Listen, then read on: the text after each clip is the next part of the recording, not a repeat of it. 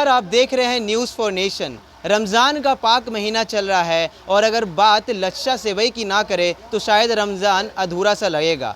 पटना में आपने कई जगह देखा होगा कि आपको लच्छा सेवई मिलती है, मगर फ़िलहाल हमारी मौजूदगी पटना के सबसे बड़े और सबसे पुराने लच्छा फैक्ट्री में है। नाम इसका तोहुरा लच्छा शॉप है। हम आपको बता दें कि हमारी मौजूदगी फ़िलहाल सबसे बड़े लच्छा फैक्ट्री में तो है ही, और आज हम आपको ये पहली बार ये दिखाने जाएंगे कि जो लच्छा सेवई का सेवन आप रमज़ान के दौरान करते हैं वो आखिर बनती कैसे है। हमारे साथ खुद तोहुरा सेवई के मालिक और ओनर मोहम्मद रज़ी साहब मौजूद हैं। आइए उनसे जानते हैं कि आखिर इनकी जो ये फैक्ट्री वो कितनी पुरानी है और आखिर इनकी लच्छा सेवई कहाँ कहाँ तक पहुँचाई जाती है रमज़ान के दौरान।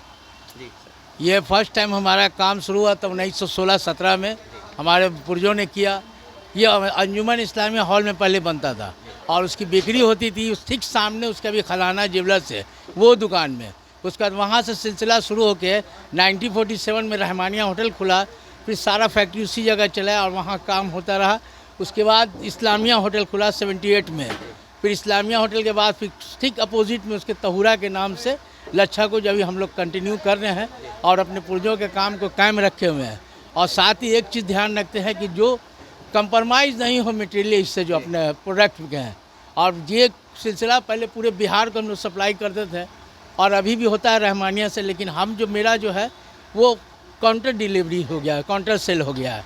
लेकिन इसके जो बनाने का तरकीब है वो बहुतों को जहाज बनाते हैं, लेकिन ये सिस्टम उनके पास नहीं है। अच्छा सर, आपने बताया कि लच्छा बनाने की जो टेक्निक आती है वो सबसे अलग होती है।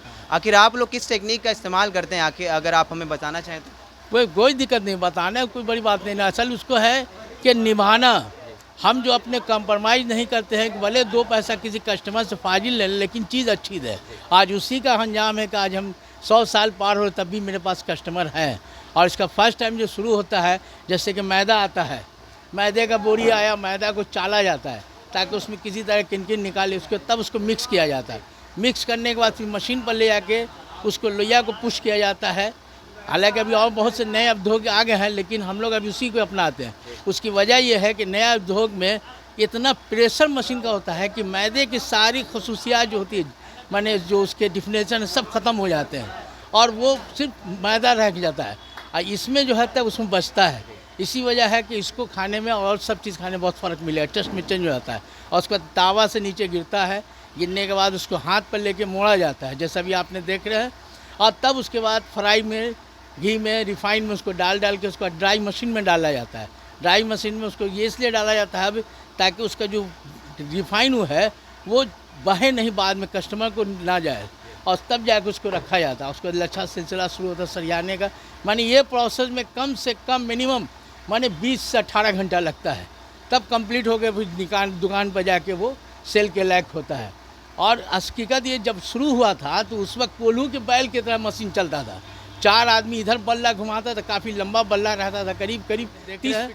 और तब उसके बाद फ्राई में, घी में, रिफाइन में उसको डाल के उसको ड्राई मशीन में डाला जाता है। ड्राई मशीन में उसको ये इसलिए डाला जाता है अब ताकि उसका जो रिफाइन है वो बहे नहीं, बाद में कस्टमर को ना जाए, और तब जाकर उसको रखा जाता है। उसको लच्छा सिलसिला शुरू होता है सरियाने का। माने ये प्रोसेस में कम से कम मिनिमम 20 से 18 घंटा लगता है, तब कंप्लीट हो गए फिर दुकान पर जाके वो सेल के लायक होता है। और हकीकत ये जब शुरू हुआ था तो उस वक्त कोल्हू के बैल की तरह मशीन चलता था। 4 आदमी इधर बल्ला घुमाता था, काफ़ी लंबा बल्ला रहता था, करीब 30 फीट का। 4 आदमी दोनों तरफ से कोल्हू के बैल की तरह चलाते थे। और मशीन का जो उसका तावा था वो करीब उस वक्त 24 इंची का होता था। और उसमें जो लोइया था, जैसे कि जो हाथी को देखते हैं जैसे नेवाला दिया जाता है बड़ा, उस तरह से मशीन में डाल के चलाया जाता था।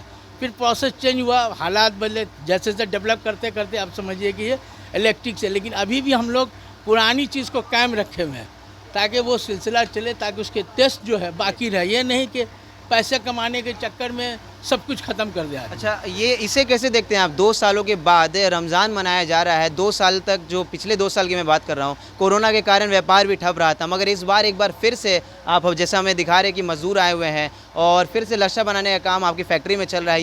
ये जानकर आपको कैसा लग रहा है? ये अभी ऊपर वाले का शुक्रिया अदा करें कि सब पूरे दुनिया ही को भी मौका मिला है 2 साल के बाद, और बहुत बेहतर लग रहा है कि नई ज़िंदगी फिर से शुरू कर रहे हैं हम लोग। और इसका बड़ा अच्छा भी रिस्पॉन्स मिल रहा है। और इंशाल्लाह रहा तो सबके लिए फ़ायदा है। और रही बात कि इसको बिहार में ईजाद करने वाले हम ही लोग हैं, और उसके बाद ये असल यूपी से असल आया यहाँ, और उसके बाद आज पूरे बिहार में लोग फल फूल रहे, किस कोने कोने में इसका सेवन शुरू है। और अभी जो उसको तहुरा के रखा गया है, तहुरा के माने होता है कि नीट क्लीन, असल ये अरबी वर्ड है तहूर, तहुरा। और जहूरा होता है एक वर्ड जिस पर जहूरा के माने होता है कि देखने वाली चीज़, और तहुरा के माने होता है साफ़ सफाफ, इसीलिए इसका बड़ा नाम चुन के रखा गया तहुरा। ये अरबी वर्ड है जिसका नीट क्लीन होता है, एकदम साफ़ सुथरा बना पाक साफ। अच्छा, आप बता रहे हैं कि 100 साल पुरानी विरासत को आपने अभी भी बचा कर रखा और अभी भी लक्षा का जो निर्माण वो कराया जा रहा है। क्या आप ये हमें बता सकते हैं कि आखिर कितने पॉलिटिकल पार्टीज़ के नेताओं को आपने यहाँ से अपने तरफ से लक्षा भेजा है, या इस साल फिर कोई ऐसी प्लानिंग है? भेजने का तो सवाल है ना, जो आते पैसा दे ही के ले जाते हैं। अल्हम्दुलिल्लाह ऐसी बात नहीं, किसी को हमने अपने तरफ से गिफ्ट कर दिया वो, लेकिन चीज़ जो खरीद के अपने पास, कोई ऐसा बचा हुआ नहीं नेता जिसके पास ना गया हो मेरा। वहाँ से आदमी आता है, नाम लेता है, फलाम का ठीक, कोई दिक्कत नहीं। एक अलग तरीके से, ये नहीं कि कोई ख़ास, यही सेम चीज़ चलता है, सब एक बराबर मेरे यहाँ।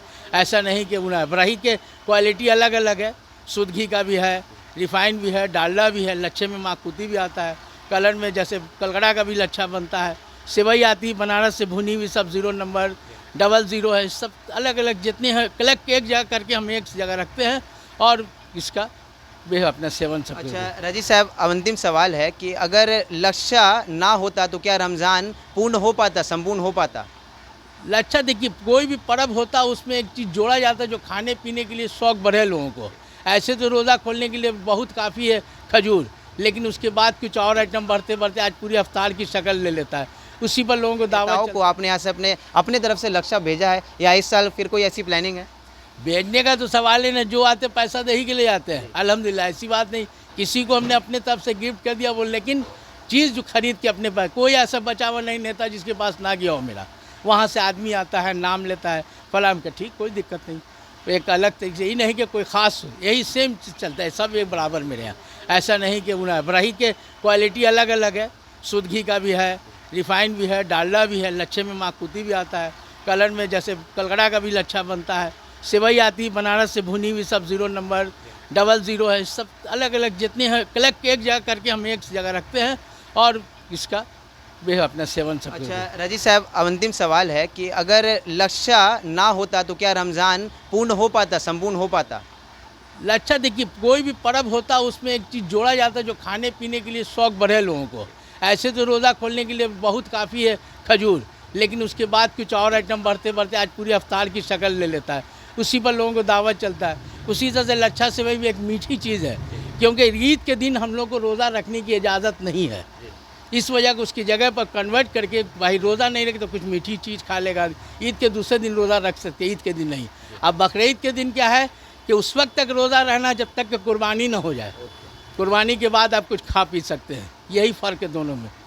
ठीक, तो जैसा कि आपने देखा, पटना की सबसे पुरानी लक्षा फैक्ट्री में हम अभी मौजूद हैं। नाम तहुरा है, जैसा कि रजीत साहब ने बताया कि तहुरा का अर्थ होता है नीट और क्लीन। रमज़ान एक पाक महीना है, रोज़ेदार लक्षा का सेवन करते हैं इफ़्तार के वक्त में, चाहे वो शहरी हो या इफ़्तार। लक्षा एक ऐसी चीज़ है जिसने रमज़ान में अपनी एक अलग पहचान बनाई है। बीते 100 सालों से तहुरा लक्षा ऐसे ही लगातार अपने निर्माण कार्य को जारी रखे हुए है, और इनका ये भी कहना है कि बीते 100 सालों से इन्होंने अपनी विरासत को बचाए हुए है। हमने आपको ये रिपोर्ट दिखाई है, ये शायद पहली बार ऐसा होगा जब पटना की सबसे बड़ी और सबसे पुरानी लक्षा फैक्ट्री में किसी न्यूज़ चैनल ने अपने कवरेज की है और दिखाया है कि जिस तरीके से रोज़ेदार लक्षा खाते हैं इफ़्तार के वक्त में, आखिर उस लक्षा का जो निर्माण है वो कैसे होता है। अगर आपको हमारा ये वीडियो पसंद आया तो लाइक कीजिए, सब्सक्राइब कीजिए और कमेंट करना ना भूलें। लगातार खबरों में बने रहने के लिए आप देखते रहिए न्यूज़ फॉर नेशन।